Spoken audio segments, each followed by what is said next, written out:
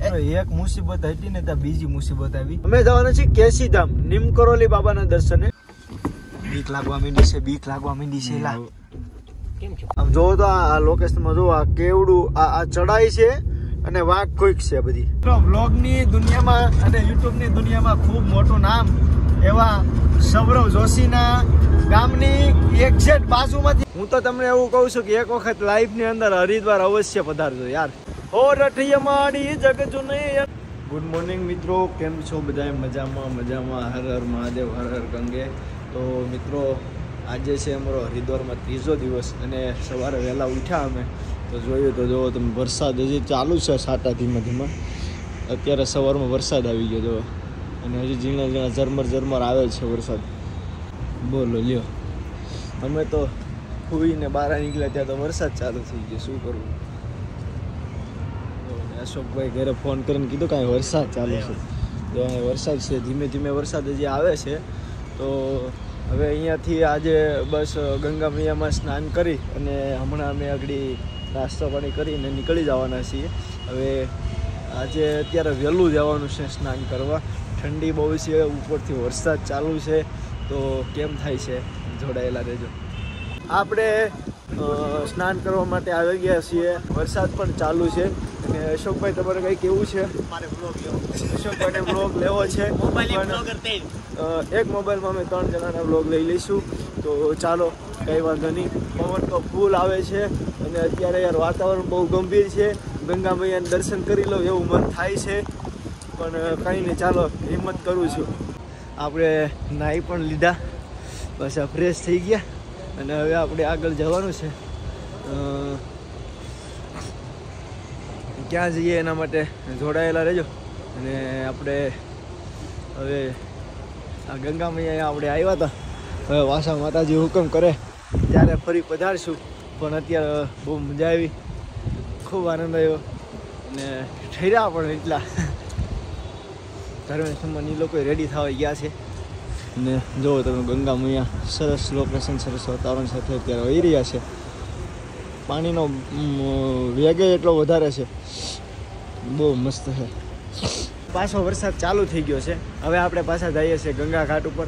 ધર્મેશમાં મને video upload કરવાનો છે એટલે એનો વિડીયો અપલોડિંગનો ટાઈમ થઈ ગયો છે. તો આપણે પાછા ગંગા ઘાટ ઉપર જઈએ છીએ. અહીંયા તમે ગમે એટલે ગંગા મૈયાના ઘાટ ઉપર જાઓ ને તમારું મન જ ન ભરે. અને કાકા જુઓ અહીંયા કંઈક કરી રહ્યા છે. આ છે ને રુદ્રાક્ષ છે, અહીંયા આમાંથી રુદ્રાક્ષ નીકળે. આ જો અહીંયા રુદ્રાક્ષનું ઝાડ છે, આ રુદ્રાક્ષ છે, રુદ્રાક્ષ એમાં નીકળે. રુદ્રાક્ષ ચાલી રહ્યા છે.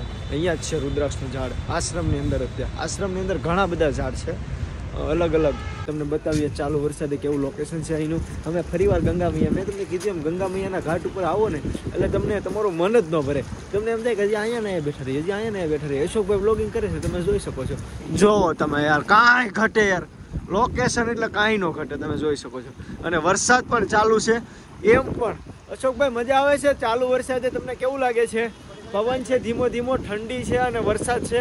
એ સાથે જ ગંગા મૈયા ખળખળ, એવી ખળખળ વેતી ગંગા મૈયા, એમાં સ્નાન કરે યજમલ રાજા.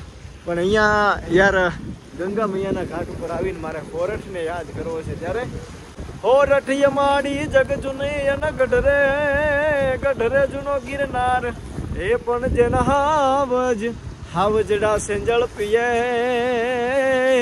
એ જ્ઞાન નમણા નરયન નાર. વરસાદ ચાલુ છે તો અમે વરસાદમાં પલળતા અહીંયા ઘાટ ઉપર આનંદ માણીએ છીએ. હું તો તમને એવું કહું છું કે એક વખત લાઈફની અંદર હરિદ્વાર અવશ્ય પધારજો યાર. તમને એવું લાગશે કે નહીં અમે ક્યાંક આવી ગયા. અને યાર કેવું ઠંડુ પાણી છે જેનું કોઈ વર્ણન ન કરી શકું હું. પણ સવારમાં વહેલા ઉઠીને આવીને મેં આની અંદર 11 ડૂબકી મારી. પહેલાં મને એવું થયું કે પગ અડાડ્યો ને એમ થયું કે નહીં નવાય, પણ પછી યાર કાંઈ ઘટે નહીં. બહુ મસ્ત મજા આવી ગઈ. અને હજી અમે પાછા નાહી ધોઈને પાછા રૂમ ઉપર ગયા, કપડાં ચેન્જ કર્યા અને પછી પાછા આવી ગયા ઘાટ ઉપર. આજે અમે બપોરે નીકળી જવાના છે, મેં તમને કીધું એ પ્રમાણે. તો હવે આગળ ક્યાં જઈએ એના માટે તમે બ્લોગની અંદર કન્ટિન્યુ જોડાયેલા રહેજો. અને હર હર ગંગે. તો મિત્રો આપણે લઈ જવાનું હતું ગંગાજળ ઘેરે. તો જો મામાએ બહુ મહેનત કરી છે, ભરવામાં મહેનત લાગી છે. ગંગાજળ આપણે ફાઇનલી આપણે લઈ લીધું છે. અમે 3 જણા વચ્ચે છે ને 20 લીટરનું કેન લીધું છે, કેમ કે અલગ અલગ લેવામાં પછી ગાડીમાં મૂકવામાં તકલીફ થાય. હવે ફાઇનલી આપણે ગંગા મૈયાને કહીએ છીએ બાય બાય, અને માતાજીને પ્રાર્થના કે ફરીવાર વહેલા અમને બોલાવજો. ચાલો બધાને જય ગંગા મૈયા, અને આગળ આપણે ક્યાં જઈએ છીએ જોડાયેલા રહેજો. આપણો સામાન થઈ ગયો છે પેક. શું કહેશો અશોકભાઈ? સામાન પેક બહુ થેલામાં માણો, આમાં બહુ હમાઈ ગયું છે. અને હવે ખરીદી જ નથી કરવાની થતી, નહીંતર ઓલા માર શેડો આ ગાડીની બેવા દે. આપણે આગળની જર્ની માટે ગાડી થઈ ગઈ છે રેડી. આવે છે ગાડી, ગેટ ખોલ નાખ્યો છે, જોઈ લો તમે જૂનમાં આવે છે.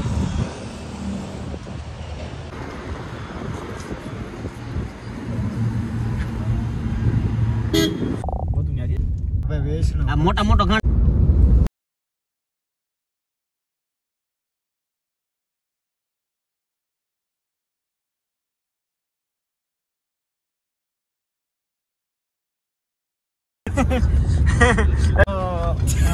ઉભા રહેજો, કાવું લાગ્યું છે ગાડીનું. મિત્રો બ્લોગની દુનિયામાં અને યુટ્યુબની દુનિયામાં ખૂબ મોટું નામ એવા સૌરવ જોશીના ગામની એક્ઝેક્ટ બાજુમાંથી અમે નીકળશું હમણાં થોડીક જ વારમાં. બારીનો અવાજ આવી ગયો છે અને જોવો તમે યાર, ઓહો એ કાંઈ ઘટે. પણ આપણે સૌરવ જોશીના ગામની બાજુમાંથી નીકળશું. તમે જોડાયેલા રહેજો લાઈવમાં.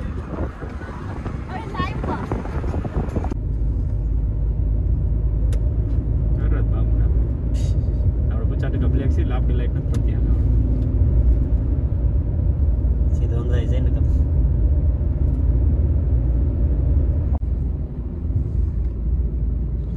5-10 ના મખાડા કાલા ટુંગી. અત્યારે રાઈટમાં આવી ગયા છીએ. આમ જોવો તમે આ ઘૂંટીવાળા રસ્તે, આમ જોવો તો આ લોકેશનમાં જોવો આ કેવડું આ ચડાઈ છે અને વાઘ કુઈક છે. બધી ચડાઈ એટલી ચડાઈ છે અને એટલી વાઘ કુઈક છે. એક બાજુ ખાઈ, એક બાજુ ડુંગર. આ બાજુ છે ને ડુંગરો છે અને આ બાજુ ખાઈ છે, અને વૈશમાં આમી છે નાવડું હાલક ડોલક થાય છે. મને તો ઉલેવાન થવા માંડ્યું દોસ્તો. પણ અમારે યારે તમને જો દેખાય ને મહાદેવ ભોળાનાથ બેઠા છે આગળ, એટલે કઈ ઉપાધિ નથી ભાઈ. આ બાજુની સાઈડ છે ને, આ બાજુની સાઈડ ખાય છે, અને આ બાજુની ડ્રાઈવર સાઈડ છે ને, આ જે ધોળા બ્લોક મૂકેલા છે ને એ બાજુ ખાય છે. બહુ ઊંડી ખાય છે. એ તમને બતાવશું જો શક્ય હશે તો. અત્યારે તો રાત છે એટલે દેખાય નહીં યાર. બહુ એટલે બહુ ગજબ છે યાર. કાંઈ વાંધો નહીં, ચાલો હવે આપણે આગળ જઈએ. આગે દેખે હોતે હા ક્યાં, આગે ગોરખ જાગે. ચાલો હવે જોડાયેલા રહેજો આપણા બ્લોગની અંદર.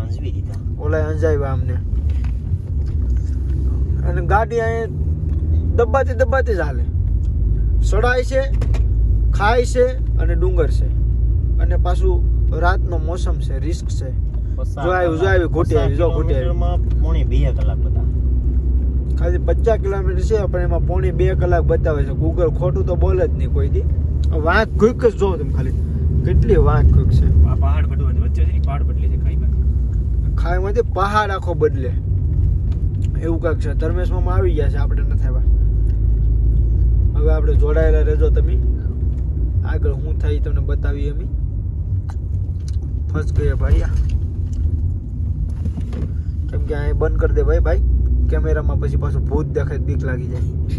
કેમ કે ભૂત કેમેરામાં જ દેખાય, અને આ રસ્તો ભૂત રે એવો છે. બોલો ભોળાનાથ ની જય. આમે જવાનું છે આમ બહુ આખું. અને ફાઇનલી મિત્રો હવે હું તમને કહી દઉં કે અમે ક્યાં જવાના છીએ. અમે જવાના છીએ કેસીધામ, નિમકરોલી બાબાના દર્શને. બાપા ક્યાં આવીને બેઠા. હાલો ભાઈ જોડાયેલા રહેજો. હવે આગળ તમને બતાવી. ઓકે મિત્રો, આ તમે જોઈ શકો છો. જો આ છે ને, આ નૈનીતાલ આ પહાડ ઉપર તો તમને લાઈટો દેખાય છે, અને અહીંયાથી નીચે ઊંડું બહુ અમે ઊંચા આવી ગયા છીએ. જો તમને લાઈટમાં નહીં કાંઈ દેખાય યાર. પેલા કે જોવો ને કે નહીં લાઈટમાં કઈ દેખાય. હું યાર તમને બતાવવા માંગુ છું, બહુ સરસ જગ્યા. મને કેમ બતાવવું ને એ મને એક મુશ્કેલ લાગે છે, કેમ કે યાર હું એટલી ઊંચાઈ ઉપર છું.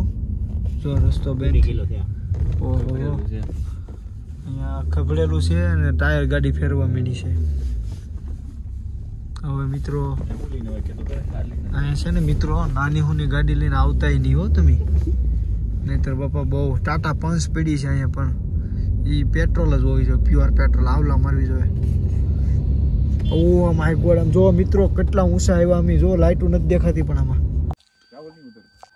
મિત્રો ધર્મેશ મામા ગયા છે વિડીયો લેવા, જો અમારી ફ્લેશ કામ નથી આપતી. આમ જો હું આ છે ને મારા વિડીયો નાખીશ.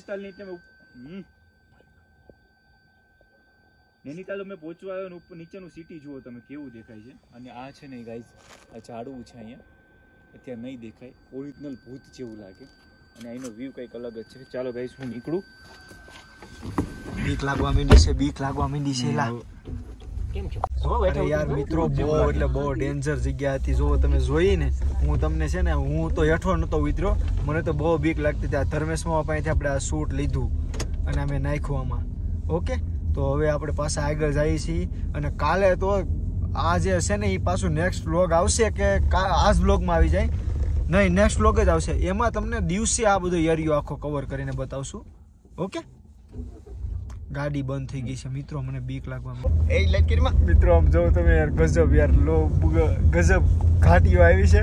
મને અશોક ને યાર 2 વખત ઘા કરીને ફટકાડ્યો ડોમમાં. નૈનીતાલ સૌ જ છે, ખાલી ખાંભો જોયો મેં, સૌ જ રહ્યું છે હવે.